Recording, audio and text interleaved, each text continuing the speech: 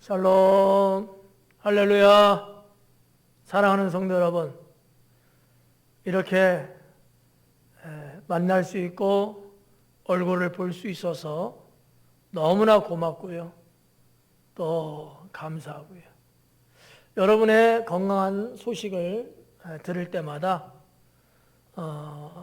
얼마나 보람되고 또 여러분이 대견스럽고 역시 하나님께서 우리 성도님들을 지켜주고 계시는구나 하는 마음에 그 영광을 하나님께 올려드리고 싶습니다. 여전히 국민들은 힘들어합니다. 여기저기서 아우성이고 사내 못 사내 이야기들이 많습니다. 경제적으로나 또 문화적으로나 또 생활적으로나 뭐 어느 것 하나뿐만이 아니라 거의 전반적으로 어려운 시기를 우리가 보내고 있지 않습니까? 그럼에도 불구하고 여러분들이 구김살없고 또 주눅들지 않고 그래도 맑고 밝게 살아주는 모습을 목사가 보면서 너무 고맙다. 정말 여러분의 신앙이야말로 최고구나. 지금까지 20여 년 동안 함께 하나님 믿으면서 여기까지 왔는데 그게 헛되지 않았구나. 왜냐하면 성도의 신앙은 어떠한 그 어려움이라든지 환난, 핍박, 인생의 곤고 막 이러한 풍랑이일 때 비로소 진가를 알 수 있게 되거든요.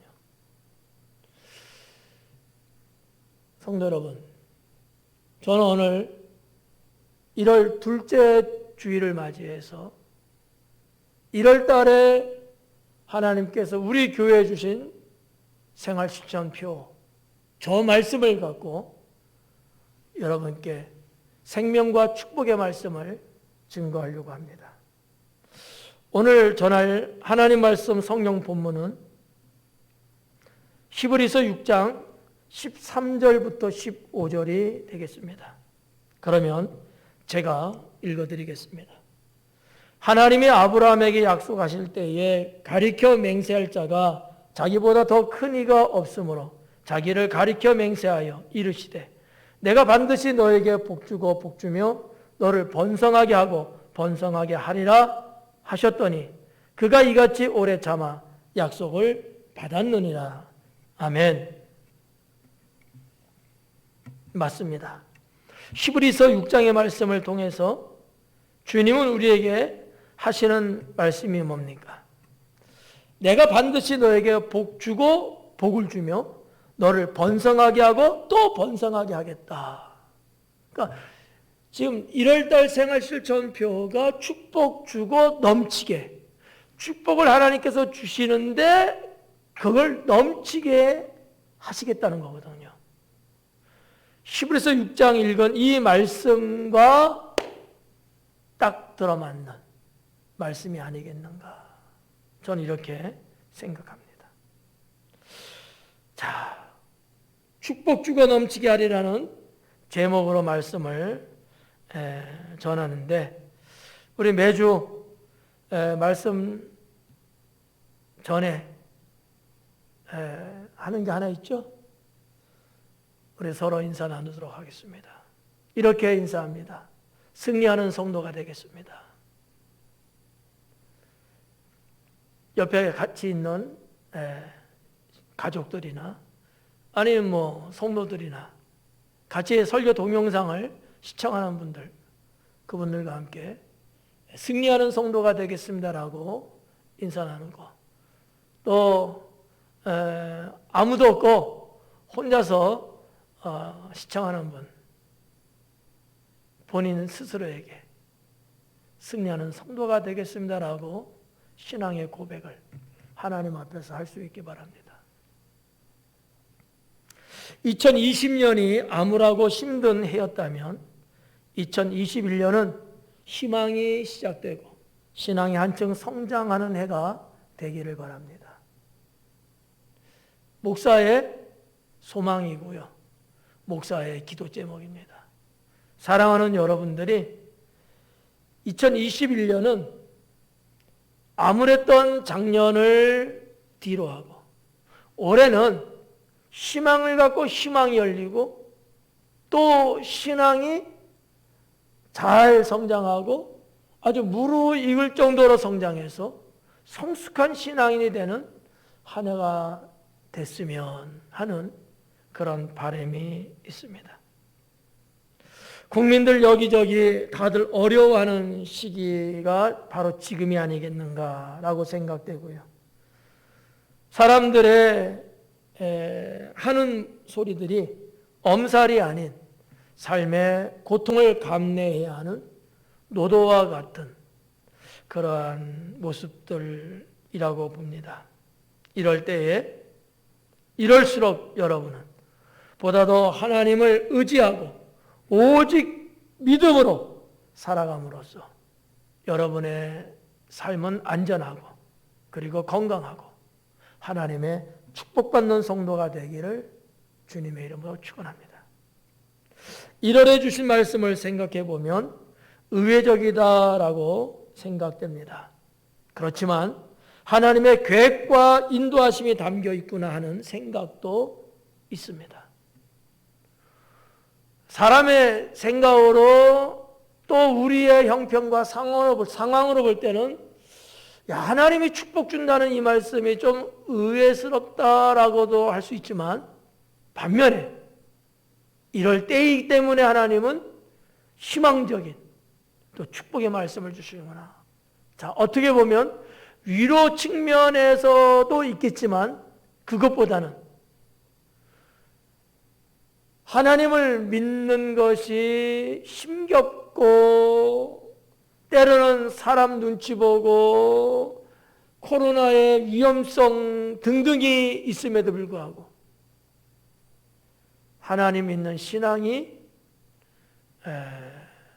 쇠하지 않고 또 여전히 주님을 믿는 여러분의 신앙의 발걸음이 힘있고 늠름하기 때문에 하나님은 오히려 그런 여러분들이 자랑스럽고 너무 기특하고 너무 좋으셔서 축복의 말씀을 주셨다고 목사는 믿습니다. 나의 하나님이 되시고 우리의 하나님, 여러분의 하나님은 언제나 함께 하시고 또 그 자녀들에게 축복하시는 분임을 새삼 느꼈습니다. 오늘 증거하는 말씀을 듣고 반드시 선포된 말씀으로만 살아가는 당진 순복음교회 성도가 되기를 간곡히 소망하고 축원합니다. 자, 축복 주고 넘치게 하리라는 말씀인데 첫째는 하나님을 잘 믿으며 살면 하나님은 축복 주시고 넘치게 주시고 그렇게 되도록 하시겠다라고 말씀하고 계십니다. 창세기 28장 그리고 창세기 32장 또 35장에 보면 야곱의 이야기가 나오고 있습니다. 야곱은 쌍둥이로서 동생이죠. 좀 성격적으로는 좀 내성적이고 아버지보다는 어머니하고 더 가깝게 지내는 듯하게 보이는 내용들을 우리가 성경에서 찾아볼 수 있습니다. 여러분이 잘 알고 있듯이 이 야곱은 이 형 에서의 장자권을 팥죽하고 맞바꾸면서 집안에 살기가 시작됩니다. 살벌하죠. 장자권을 뺏겼다고 생각하는 에서의 살기 등등함. 또 이 야곱은 아버지로부터 축복 기도를 받고 싶어서 아버지를 속여서 아버지로부터 축복 기도를 받잖아요. 이 사실을 아버지가 알게 되고 거기에 대한 두려움, 또 아버지는 아버지 나름대로의 속상함이 있을 거예요. 왜냐하면 아들이 나를 속였다고 하는 거. 아무튼 여러 가지가 교차하고 있는 내용인데, 자, 28장, 32장, 35장 이렇게 성경의 말씀을 듬성듬성 우리가 짚어가면서 볼 때에 저는 야곱이 하나님을 잘 믿으며 살았다라고 말씀을 드립니다. 자, 형의 장자권도 손에 쥐었고 아버지로부터 축복 기도도 받았던 야곱. 그러나 삶의 위기가 왔죠. 그래서 어쩔 수 없이 살기 위해서 외삼촌이 살고 있는 밧단 아람으로 도망갑니다. 도망가는 와중에 이제 지치고 힘들고 또 어두워지니까 그는 한적한 곳에서 잠을 청하게 됩니다. 이때에 그는 꿈을 꿉니다. 자, 한 꿈을 꾸었는데 사다리가, 하늘과 땅을 닿는 사다리가 꿈에 나타나고 하나님의 사자가 사다리를 오르락내리락 하며 그 사다리 위쪽에는 하나님께서 계시는데 하나님의 음성이 들려옵니다. 야곱은 그 꿈을 꾸고 나서 그는 거기에다가 단을 쌉니다. 하나님께서 나를 순적하게 인생을 만들어 주시면 제가 돌아와서 여기다 전을 짓겠습니다. 이러한 신앙적인 고백, 그런 결단을 합니다. 사랑하는 성도 여러분, 성경에 세세하게 기록되지는 않았습니다만 저는 야곱이 출생서부터 그의 인생이 쭉 진행하는 가운데 하나님을 잘 믿었다고 저는 그렇게 생각합니다. 아버지의 신앙도 어머니의 신앙도 야곱은 가지고 있었습니다. 에사고는 달라요. 야곱은 이 신앙의 문제점을 제시하지 않습니다. 또 부모님으로부터 근심이 되는 일을 하지 않습니다. 언제나 집안 중심으로서 살아가긴 했습니다마는 그는 거기에서 부모의 신앙을 그대로 물려받은 그런 아들이었다고 생각할 수 있다는 거죠. 여러분, 베델에서의 사건도 보면 그렇잖아요. 왜 하나님께서 야곱에게 나타나셨을까요? 왜 야곱은 나타난 하나님, 그것도 꿈에 나타나는 하나님 앞에 그는 신앙의 고백과 아울러 하나님과 약조를 할까요? 신앙이 없이는 이거는 불가능한 얘기입니다. 비신앙인들이 여러분 그럴 수 있겠습니까? 절대 그럴 수 없습니다. 자, 야곱은 거기에서 외삼촌 집 들어갑니다. 밧단 아람에서 20년 동안 종살이하면서 그는 생활합니다. 참 자기가 저지른 일이지만 어떻게 보면 한탄스럽고 참 억울하기도 했을 법해요. 여러분, 종살이입니다. 물론 외삼촌이지만 외삼촌이 그냥 공짜로 먹이고 입히지 않습니다. 대가를 지불하라는 거죠. 어떤 의미에서 야곱은 죽도록 일했을 겁니다. 그 20년 기간 동안 하나님 앞에 그는 수없이 기도했을 겁니다. 하나님 앞에 자기가 했던 고백을 되새겼을 겁니다. 그리고 하나님은 야곱을 축복하기 위해서 말씀을 주십니다. 20년 동안 야곱은 재산을 모으기 시작합니다. 자기 힘으로요? 아니죠. 하나님께서 간섭하십니다. 하나님께서 도와주십니다. 하나님께서 그 길을 제시하시고 하나님께서 역사하셨습니다. 야곱은 이제 20년 종살이를 마치고 그는 자기 고향 부모님 계신 곳으로 돌아옵니다. 오는 와중에 야복 강가에서 천사를 만나게 되고 천사와 씨름을 하고 씨름에서 그는 승리합니다. 그 다음에는 무슨 일이 발생할까요? 하나님이 야곱에게 나타나셔서 말씀하십니다. 너는 베델로 올라가서 단을 쌓아라. 너는 베델에 올라가서 나에게 제사를 드리라 하는 얘기입니다. 야곱은요, 자기 가족, 자기 식소들에게 다 명령합니다. 몸에 지니고 있는 장식구 이런 것들, 세상에 어떠한 요란스럽고 그런 어떤 것들 다 몸에서 빼놓고 다 땅에다 묻고 정말 하나님 앞에 신실하게 제사 드리는 복장과 마음을 갖추고 베델에 올라가서 하나님 앞에 단을 쌓습니다.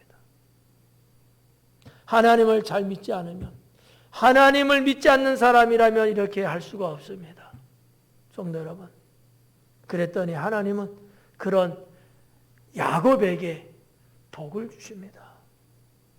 하나님을 잘 믿으면 축복 주고 넘치게 하리라. 이 말씀이 야곱의 사건에서 우리는 발견할 수 있다라고 하는 것입니다. 어떠한 축복을 받았을까요? 야곱은 많은 재물을 받았습니다. 그리고 자녀들도 많이 나왔습니다. 더 나아가서요, 그는 영적으로 승리했습니다. 무슨 얘기냐 하면 그의 이름은 야곱입니다. 간사한 자라는 얘기입니다. 그런데 그의 이름이 이스라엘로 개명됩니다. 주의 사자가 야곱의 이름을 개명시킵니다. 그 사건을 시작해서 야곱은 이스라엘입니다. 이스라엘, 하나님이 함께하는 이스라엘. 이제 하나님께서 야곱의 이름을 바꾸어 주셨다고 하는 얘기는 무엇을 의미할까요? 인생을 새롭게 살 수 있는 영적 승리, 영적인 존재, 영적인 사람으로서 살아갈 수 있음을 상징하고 있습니다. 그는 할아버지 아브라함, 아버지 이삭, 그리고 자기 자신, 믿음의 3대 조상 안에 들어가는 사람이 되었다라는 사실입니다. 창세기 37장부터 50장까지는 요셉에 대한 이야기가 나옵니다. 요셉은 하나님을 잘 믿는 소년이었습니다.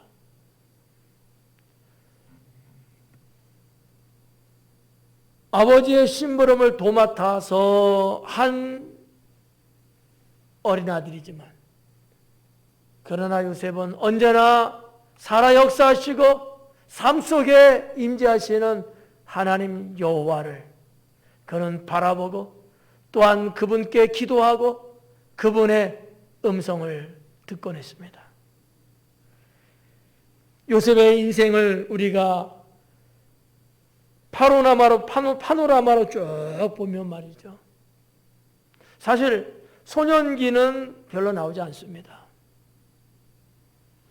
형들에게 음식을 갖다 주고 또 형들이 어떻게 지내는지 안부를 알아보기 위해서 아버지의 말씀에 순종하고 간 그 순간부터 형들의 미움을 받아서 모래 웅덩이에 빠지고 지나가는 이스마엘 상인에게 팔려나가고 그리고 보디발 집으로 들어가고 감옥살이를 하고 애굽의 총리가 되고 이런 여러 가지 인생사 속에서 저는 요셉은요, 하나님을 잘 믿은 사람이라고 저는 확신합니다. 특히나 요셉은 환난 중에서도 그는 좌절하지 않았고 하나님을 욕되게 하지 않았고 하나님을 배신하지 않았고 하나님을 원망하지 않았습니다. 자기 인생의 환난이 왔어요. 자기가 잘못해서 온 환난도 아닙니다. 아무 잘못도 없는데 어린 나이에 어려움을 겪게 됐습니다. 우리나라로 보면 아마 사춘기 때라고 볼 수 있겠죠. 반항기라고 말하는 사춘기 말입니다. 정말 감정이 곤두박질 치고 치솟는, 정말 걷잡을 수 없는 그러한 때, 좋은 것도 불평스럽다고 말하는 그 연령대 말이죠. 요셉은 하나님을 잘 믿으면서 성장했기 때문에 그러한 자기의 인생에 되어지는 일들, 사건, 환경, 여러 가지 조건들, 거기에 흔들리지 않았습니다. 그 부분들을 충분히 감내하고 소화하고 그것을 자기의 힘으로 해결해 나가는 것이 아니라 하나님의 섭리라고 하는 관점에서 그는 하나님께 모든 것을 맡기고 하나님이 하실 일들을 기대하면서 그는 살아갔다라고 하는 것이죠. 막연하게 하나님이 뭔가 하시겠지라고 기다리지만 않았고 그는 매 순간순간 주님 앞에 기도하는 청년이었습니다. 이 정도면 하나님을 잘 믿었다고 말할 수 있지 않을까요? 하나님은 그런 요셉에게 하늘의 복을 주셨습니다. 요셉에게 형통함을 주셨죠. 보통 인생사로 말하면 그 정도 어려움, 그 정도 역경, 그 정도 상황이라면 꼬꾸라졌든지 포기했든지 멸망했든지 아마 작살났을 겁니다. 근데 하나님은요, 요셉의 그 상황들 형통하게 하셨습니다. 안 될 것 같지만 잘 되게 했고요. 막힐 것 같지만 열어주셨고요. 걸려 넘어질 것 같지만 뛰어넘게 했습니다. 매사의 모든 일들을 다 하나님은 형통하게 해나가셨다. 형통하게. 안 되는 게 없었어요. 요셉 스스로 무엇인가 할 수 있는 능력이 부족하고 떨어졌을 때는 하나님께서 그에게 지혜를 주시고 하나님께서 그에게 꿈을 주시고 하나님의 사람을 붙여주시고 여러 가지 일로서 하나님은 요셉을 형통하게 하셨다라고 하는 사실이죠. 형통함 뿐만 아니라 하나님은 요셉에게 권세도 주셨습니다. 그리고 재물도 주셨습니다. 더 나아가서 믿음의 가문도 허락하셨습니다.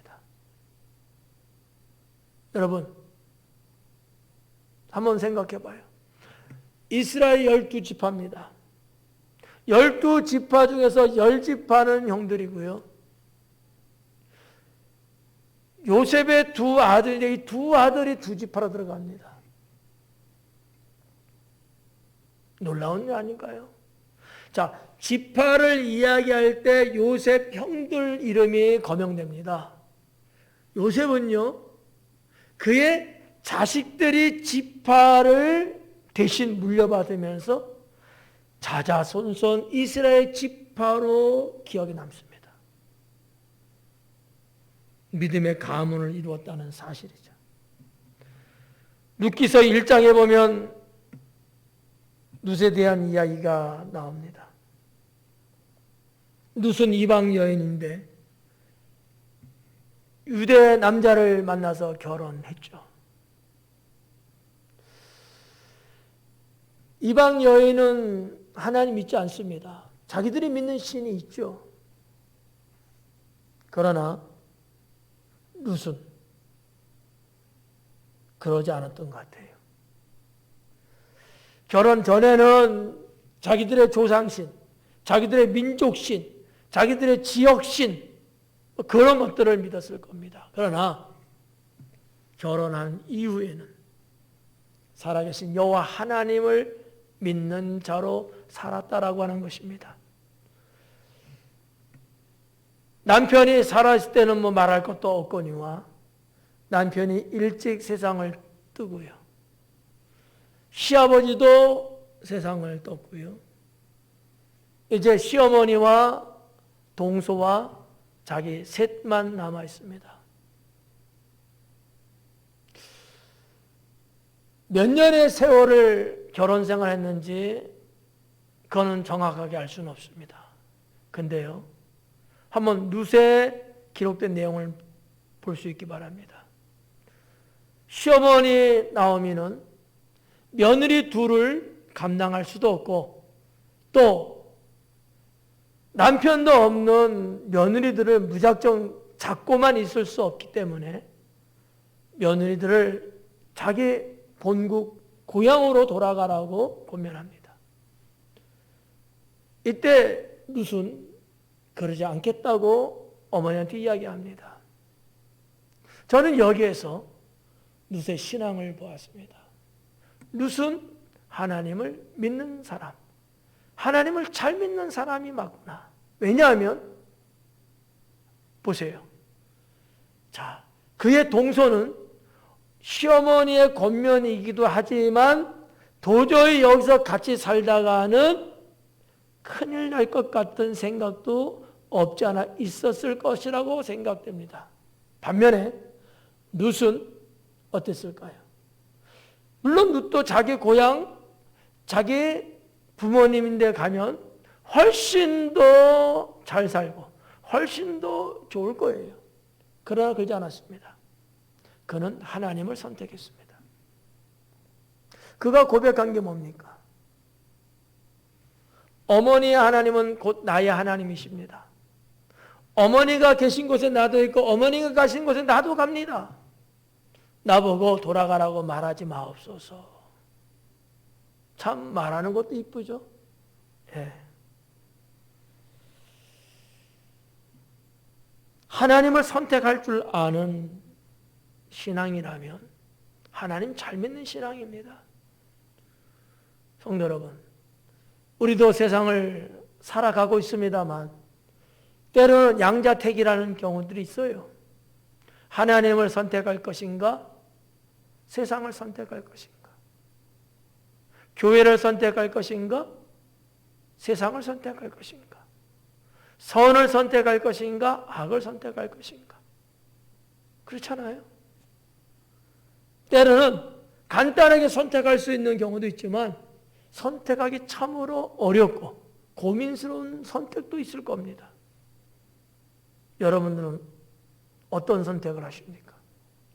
룻은 하나님을 선택했습니다. 하나님 선택해서 시어머니와 같이 계속해서 살면 굶어 죽을 수 있습니다. 도저히 미래가 보이지 않습니다. 평생 갑으로 살다가 죽을 수 있습니다. 하지만 룻은 그런 육적인 것에 연연하지 않았습니다. 이 얘기는 무슨 얘기냐면 시집 와서 그동안 지금까지 그는 살아계신 하나님을 느꼈다, 체험했다. 그 신앙을 가졌다라고 볼 수 있다는 것이죠. 성도 여러분, 저는 여러분들도 어떤 상황이든지 하나님을 먼저 선택하는 성도가 되기를 권면합니다. 여러분의 명철한 두뇌, 여러분의 현명한 판단 다 좋습니다. 그러나 만약에 하나님을 선택하지 않는다면 그 모든 것은 다 어리석음이요 지푸라기에 불과합니다. 하나님을 잘 믿는 사람은 언제나 1순위가 하나님 선택이 1순위라는 얘기입니다.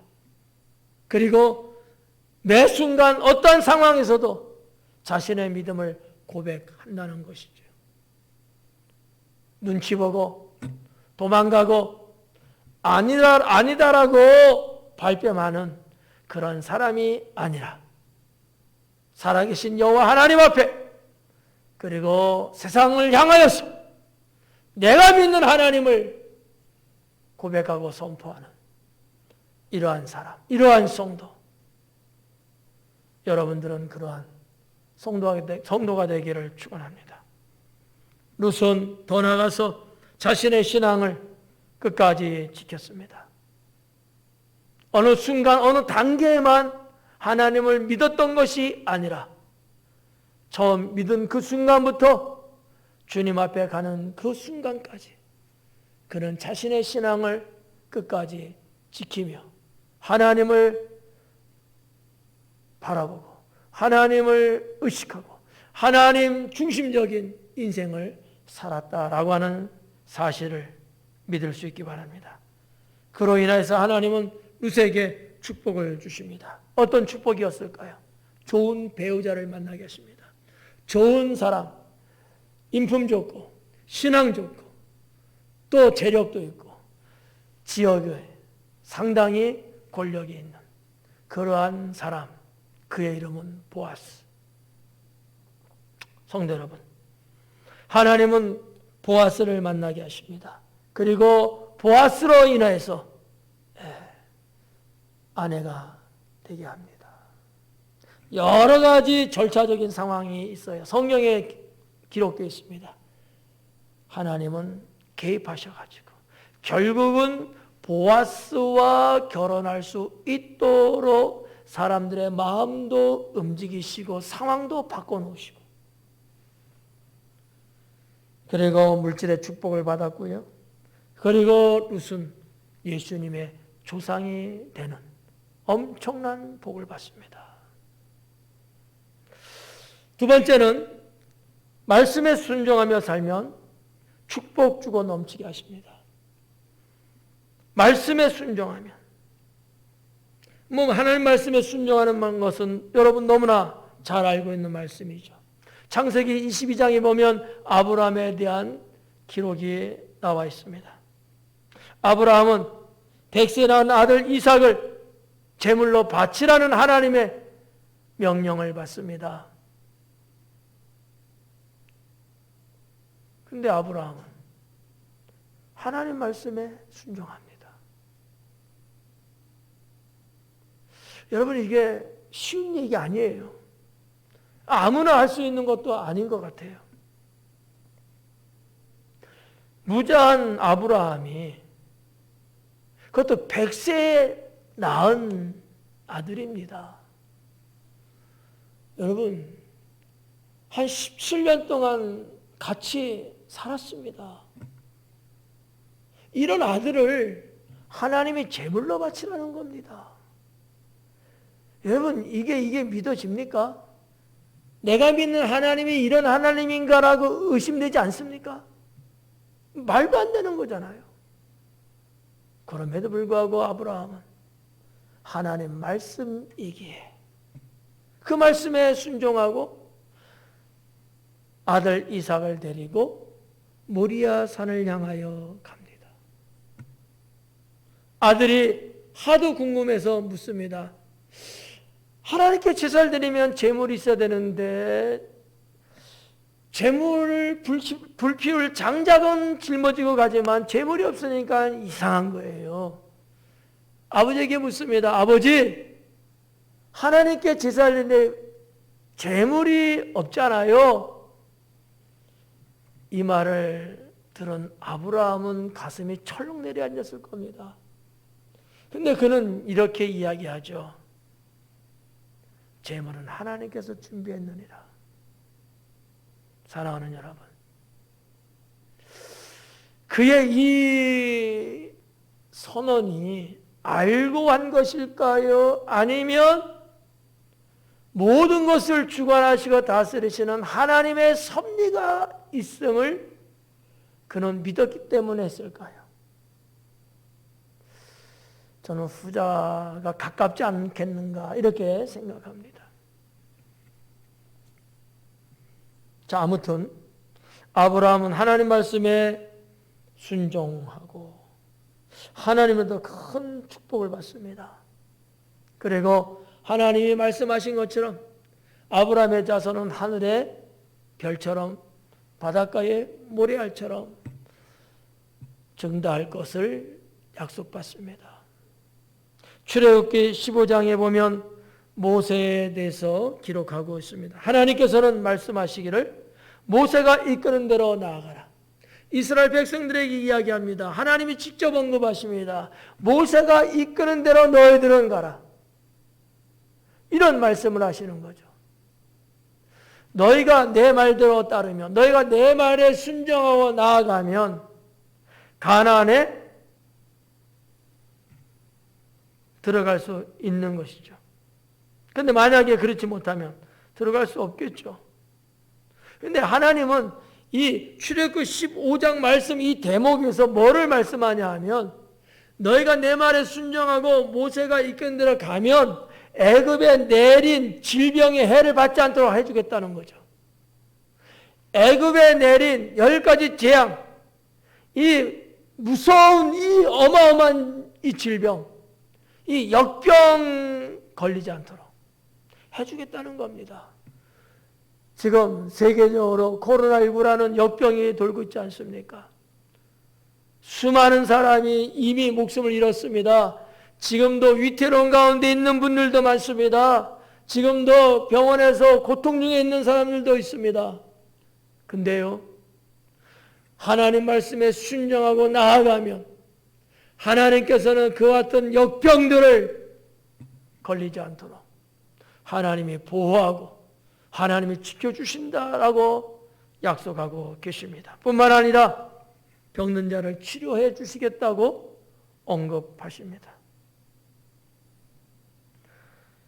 하나님께서는 신명기 1장에 갈렙에 대해서도 말씀하고 있습니다.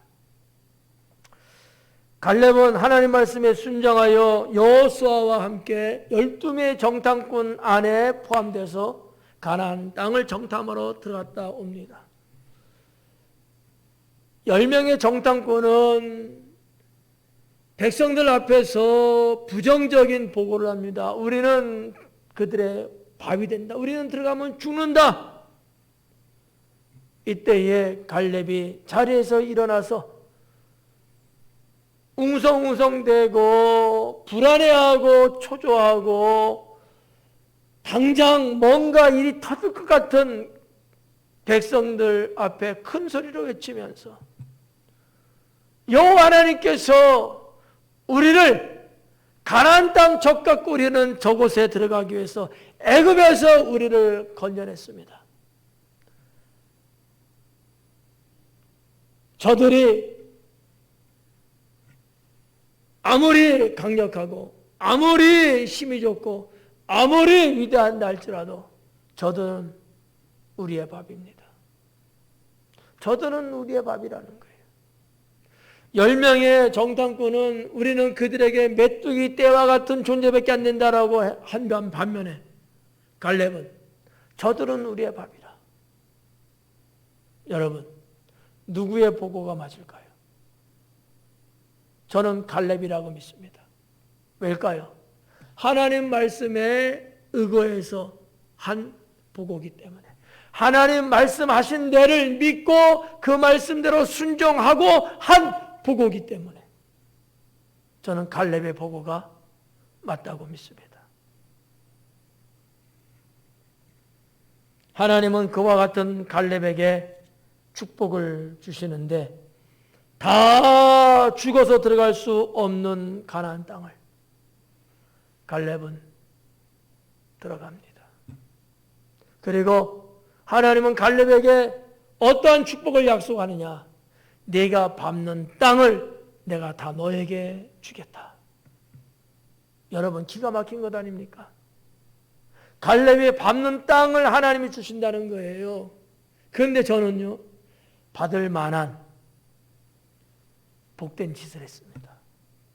하나님의 웅장한 계획, 내 백성을 구원하고자 하는 이 계획을 이루시는 가운데에 갈렙은 방해하는 요소들을 물리치고 하나님의 웅장한 뜻을 이루는데 앞장섰다는 사실입니다. 하나님 말씀에 순종하며 살면 여러분들도 갈렙이 받은 축복처럼 하나님이 주시는 젖과 꿀이 흐르는 땅으로 그리고 여러분들이 믿음으로 밟는 그 땅을 하나님께서 주시는 것이죠. 역대상 16장에 보면 다윗 왕이 기록되고 있습니다. 다윗 왕은 이 16장에서 이런 기록이 되어 있습니다. 기름 부은 종에게 손을 대지 마라. 여호와 하나님께서 일찍이 다윗에게 하신 말씀이에요. 내가 기름 부은 종에게는 손을 대지 마라. 다윗은 이것을 마음에 새겼습니다. 여호와 하나님께서 기름 부은 자에게는 해를 가하면 안 된다. 내가 그를 대적하면 안 된다. 내가 그를 방해하면 안 된다. 내가 그의 말에 불순종하면 안 된다. 이런 어떤 하나님 말씀을 아주 강렬하게 각인시켰다고 저는 생각합니다. 다윗이 사울 왕에 의해서 죽음을 몇 번씩이나 넘나들면서 도망자의 삶을 살았습니다. 근데 몇 차례는 다윗이 사울 왕을 죽일 수 있는 기회가 있었습니다. 다윗 왕을 따르는 부하들은 이때를 놓치지 않기 위해서 다윗에게 이야기합니다. 우리가 사울 왕의 목을 치겠습니다. 우리가 사울 왕을 죽이겠습니다. 그러나 다윗은 허락하지 않습니다. 여호와 하나님께서 기름 부은 자에 손대지 마라. 하나님이 심판한다는 거죠. 성도 여러분, 여러분은 어떻게 살고 계십니까? 저는 우리 성도 여러분들이 다윗 왕처럼 하나님 말씀에 순종하고 주의 종을 대적하지 아니하고 또 주의 종의 협력자가 되어서 하나님 나라를 이뤄나가고 그러한 성도가 되기를 소망합니다.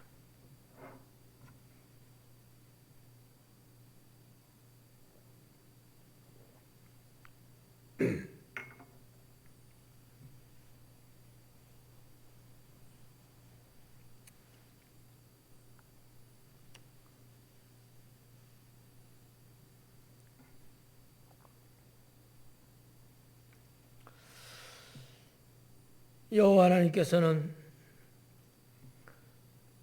이와 같은 다윗 왕의 생명을 지켜주십니다. 내 힘과 지략으로 내 생명을 지키는 게 아니라 전능하신 하나님의 권능으로 생명을 지킬 수 있다고 하는 것은 엄청난 축복이죠. 뿐만 아니라 다윗 왕은 평생 주님 앞에 가는 그날까지 부귀영화를 누렸다고 성경은 기록하고 있습니다. 세 번째로 하나님을 섬기며 살면 축복 주시고 넘치게 하십니다. 하나님을 잘 섬기며 살 때 하나님은 기뻐하시고 또 하나님은 그와 같은 자를 기억하시고 그에게 복을 주십니다. 열왕기상 17장에 보면 사르밧 가보 성경에 기록되고 있습니다.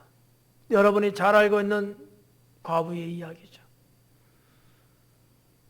엘리야 선지자는 사르밧 가보 집에 방문하게 됩니다. 그 당시에는 흉년인지라 기근으로 인해서 사람들이 먹지 못해서 죽어가고 있는 상황이었습니다. 이 사르밧의 가부도 비슷했을 겁니다. 자기 집안에 있는 양식이라고는 딱 하나. 이제 한 움큼 정도 되는 반죽, 밀가루 반죽이겠죠. 또 그 반죽을 불로 지질 수 있는 기름, 약간의 기름이죠. 이제 사랑하는 아들과 마지막 음식을 해 먹고 죽음을 기다릴 수밖에 없는 그런 상황에 주의 종 엘리야 선자가 그 집에 방문합니다. 그리고 엘리야 선자는 사르밧 과부에게 나에게 먹을 양식을 달라고 요청을 합니다. 웬만한 사람 같았으면 아니 99.9%는 주지 않죠. 자기가 먹을 뿐만 아니라 사랑하는 어린 아들이 있는데 줄 수 있겠습니까? 안 주죠. 못 주는 거죠.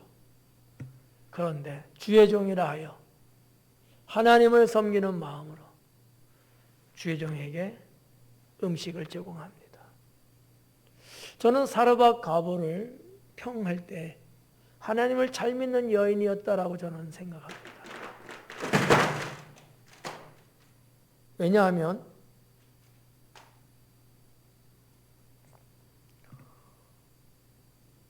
여호와 하나님께서 엘리야 선지자 보고 사르밧 과부의 집에 가라고 보내십니다.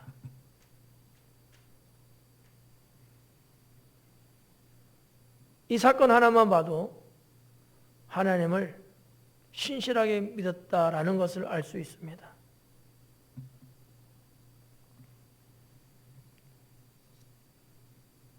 사르밧 과부는 흉년 때에 빵과 기름이 떨어지지 않고 그 어려운 시기를 다 보냈다고 하는 사실이죠.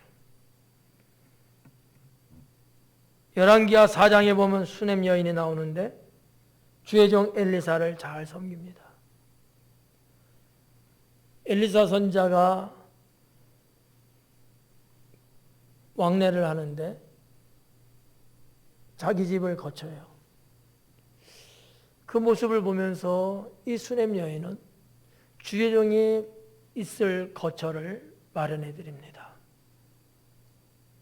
집을 마련해 주는 거죠. 쉽지 않은 얘기입니다. 이와 같은 모습을 하나님은 보시고 엘리사 선지자로 하여금 수넴 여인은 자식이 없었는데 아들을 낳을 수 있도록 축복기도 합니다. 그리고 그 아들이 훗날 죽게 되는데 이 수넴 여인이 아들의 죽음 때문에 슬퍼하고 상당히 고통스러워할 때 그 아들을 다시 살려냅니다. 이런 어마어마한 이적을 하나님으로부터 받습니다. 뿐만 아니라 힘들고 어려운 그 시절에 이 수넴 여인은 블레셋 진영에 가서 살다가 돌아옵니다. 그때에 자신의 집, 재물, 재산, 토지 할 것 없이 아무것도 없는 상황이었는데 엘리사 선지자의 종 게하시가 왕하고의 대화 속에서 왕이 궁금했던 엘리사 선지자가 죽은 자를 살렸다고 하는 그 이야기, 그 주인공, 그것을 게하시는 바로 이 여인과 이 여인의 아들이라고 소개를 하면서 왕으로부터 그 모든 자신의 재산을 다 되찾게 됩니다. 사랑하는 성도 여러분, 하나님을 섬기며 살면 하나님은 생각지도 않은, 계산도 할 수 없는 그와 같은 축복을 주십니다. 성도 여러분이요, 우리 하나님은 택하시고 약속하시고 축복하십니다. 새해 첫 달에 축복 주고 넘치게 하리라 말씀하신 하나님을 잘 믿고 온전한 신앙으로 살아가는 성도가 되셔서 믿음의 선진들이 받은 은혜와 축복을 여러분도 넘치게 받아 누리시기를 주님의 이름으로 축원합니다. 할렐루야. 감사합니다. 기도하겠습니다. 할렐루야. 하나님 아버지 감사합니다. 오늘도 귀한 생명의 말씀을 우리에게 허락하시고 1월달 생활표로 주신 축복 주고 넘치게 하리라 이 제목의 말씀을 전하며 그 말씀을 마음에 받을 수 있게 하심에 감사를 드립니다. 사랑하는 당진 순모원께 성도들도 믿음의 선진들처럼 하나님을 잘 믿고 하나님 말씀에 순종하고 하나님을 섬겨 사는 그런 성도들 되게 하여 주옵소서. 하나님 1월에 주신 이 말씀대로 우리 모두가 승리하게 하여 주옵소서. 감사하며 우리 주 예수 그리스도 이름으로 간절히 기도드리옵나이다. 아멘.